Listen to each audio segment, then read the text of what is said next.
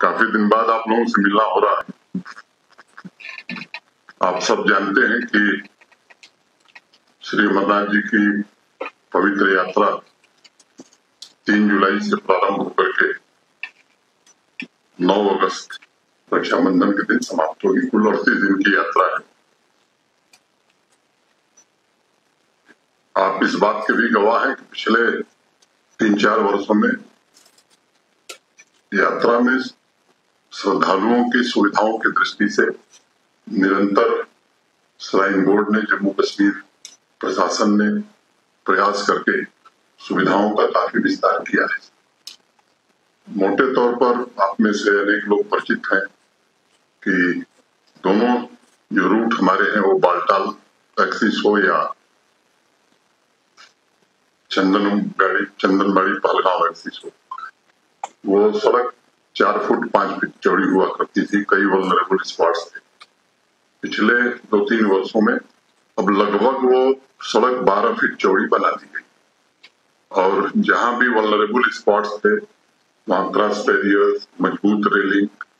तो एक तरह से जिन लोगों ने पहले यात्रा देखी उस 4-5 फीट चौड़ी सड़क में ही यात्री भी चलता था, पालकी भी चलती थी, पोनी वाले भी चलते थे। बड़ी परेशानी होती थी और खासतौर से जब बरसात हो जाती थी तो लोगों के लिए बड़ा मुश्किल हो जाता था।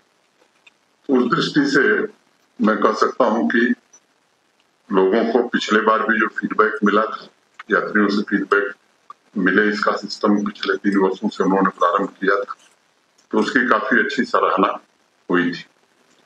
ये भी आप सबके ध्यान में है कि RFID बेस्ड ट्रैकिंग का सिस्टम 3 साल पहले स्थापित कर दिया गया और eKYC के बाद ही RFID कार्ड सभी श्रद्धालुओं को, माने यात्रियों को, सभी सर्विस प्रोवाइडर्स को दिया जाता है।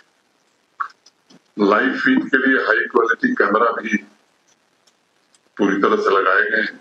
Integrated command and control centre एक राजभवन में चलता है और दूसरा पुलिस का एक सेंटर है जो निरंतर चलता रहता है।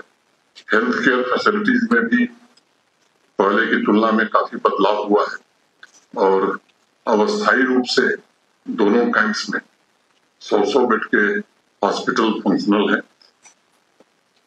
पावर सप्लाई के इंफ्रास्ट्रक्चर की मैं बात करूं तो पहले वहां ग्रिड पावर नहीं थी, अब बालटाल एक्सिस से पूरी तरह से ग्रिड पावर है और जो दूसरा रूट है पहलगांव चंदनबाड़ी वाला, वहां भी पंचतरनी तक, होली केप से पंचतरनी तक ये ग्रिड पावर उपलब्ध करा दी गई है। जो शेष हिस्सा है मैं उम्मीद करता हूं कि इस वर्ष उसकी भी स्वीकृति हो जानी चाहिए। स्वच्छता के मामले में भी उपलब्धियां मैं कहूं कि उल्लेखनीय रही हैं। पहले श्राइन बोर्ड ही स्वच्छता अभियान या स्वच्छता का काम देखता था। अब जम्मू कश्मीर का जो रूरल डेवलपमेंट डिपार्टमेंट है और अर्बन डेवलपमेंट डिपार्टमेंट, ये अपनी अपनी एरिया में पूरी तरह से स्वच्छता के काम से जुड़े रहते हैं और अब तो पिछले 2 वर्षों से कचरा मुक्त और सस्टेनेबल तीर्थ यात्रा यानी 0 लैंडफिल का लक्ष्य हासिल किया गया। अनेक प्रकार की अन्य सुविधाएं भी यात्रियों के लिए प्रारंभ की गई हैं, चाहे सूडेक हो, क्लॉक रूम हो, हेलमेट का डिस्ट्रीब्यूशन हो, ई-रिक्शा की भी सुविधा प्रदान की गई है और जो पशु हमारे या घोड़े या खच्चर जो चलते हैं उनके लिए पिछले साल से चारा की भी मुफ्त व्यवस्था की गई है। पवित्र गुफा पर प्रसाद के लिए सेल्स काउंटर बनाए गए हैं। खराब मौसम में भी यात्री ठीक से रह सकें, इसके लिए अस्थायी रूप से यात्री निवास का निर्माण भी दोनों स्थानों पर हो रहा है। हम उम्मीद कर रहे थे कि इस साल 30 जून तक पूरा हो जाएगा, लेकिन मुझे किन्हीं परिस्थितियों में 15 दिन काम बंद हो गया। मैं उम्मीद करता हूं कि बालटाल में तो लोग रुक पाएंगे। नुनवान में काम पूरा 100% नहीं हो पाएगा, लेकिन मेजर पोर्शन का भी पूरा हो जाएगा।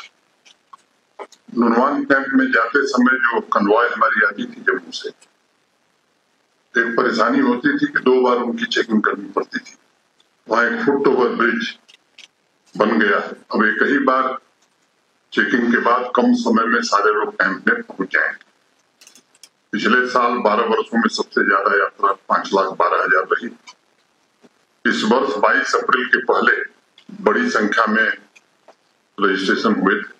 22 अप्रैल की दुर्भाग्यपूर्ण घटना के बाद रजिस्ट्रेशन में थोड़ी गिरावट आई, लेकिन फिर से अब पिछले वर्ष की तुलना में अगर मैं कहूं तो मोटे तौर पर 35-40 हजार पंजीकरण कम हुआ है। मैं उम्मीद करता हूं कि 10.19% it's less than last year, लेकिन अब वो रफ्तार बढ़ गई है। जो लोग 22 अप्रैल के पहले रजिस्ट्रेशन कराए थे, उनसे दोबारा हमने रिक्वेस्ट किया कि आप अपनी यात्रा के बारे में कंफर्मेशन दीजिए। तो कल तक की जो सूचना है 85,000 से ज्यादा लोगों ने कंफर्म किया है कि हम यात्रा में आ रहे हैं। ये संख्या बढ़ती जा रही है। सुरक्षा की दृष्टि से भी जम्मू कश्मीर पुलिस, आर्मी और सीएपीएफ ने मिलकर के एक चाक चौबंद व्यवस्था सुरक्षा की दृष्टि से प्रारंभ से लेकर के और गुफा तक और सफल वापसी का किया है। चाहे वो एरिया डोमिनेशन हो, MRTs की संख्या हो, 3 टियर सिक्योरिटी बेस कैंप में लगाई गई हो, या डिप्लॉयमेंट का जहां तक सवाल है तो देखिए पुलिस के भी ऑफिसर पहले की तुलना में ज्यादा डिप्लॉय हुए हैं। सीएपीएफ की कंपनीज भी पहले की तुलना में ज्यादा है, और मैं कह सकता हूँ मॉक ड्रिल इन लोगों ने अपनी पूरी कर ली है। इसके साथ साथ टूरिस्ट स्पॉट्स की सिक्योरिटी को भी सुरक्षा बलों ने काफी बढ़ाया है। तो मैं कह सकता हूं कि सर्विस प्रोवाइडर से लेकर के हर व्यक्ति का वेरिफिकेशन का काम भी मोटे तौर पर पूरा कर लिया गया है। लखनपुर से ही कन्वॉय का स्टार्ट शुरू होता है और आप सब जानते हैं कि भगवती नगर जम्मू से यात्रा शुरू होगी। आप सभी पत्रकार मित्रों का भी इस यात्रा में बड़ा सहयोग रहा है।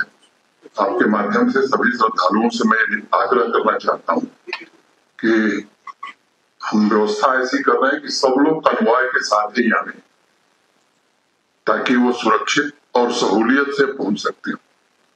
प्राइवेट गाड़ी से भी कोई आए तो उसका स्वागत है, लेकिन उनसे भी मेरा अनुरोध है कि कन्वॉय के साथ ही वो चले। दूसरा, कई कारणों से विचार करके इस बार हेली सर्विस को बंद कर दिया गया है और इसलिए हेली सेवाएं इस बार नहीं चलेंगी।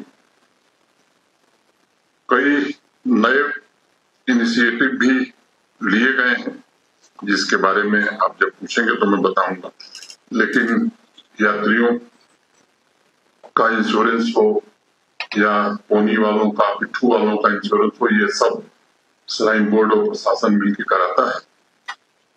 मैं जम्मू कश्मीर के सभी निवासियों से, विशेष रूप से कश्मीर के निवासियों से, जो परंपरागत रूप से इस यात्रा में पूरा सहयोग करते हैं, स्थानीय लोग भी, और बड़े उत्साह के साथ स्वागत करते हैं, वर्ष भर इंतजार करते हैं।